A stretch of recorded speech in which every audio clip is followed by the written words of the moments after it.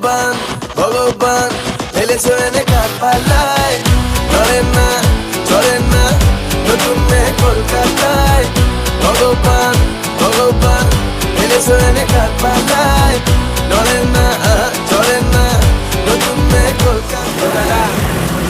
একটু গাড়ি ছেড়ে দেবেন? চলে আসুন, নিন ঠেলুন। আমরা খেলবো কেন? লিফট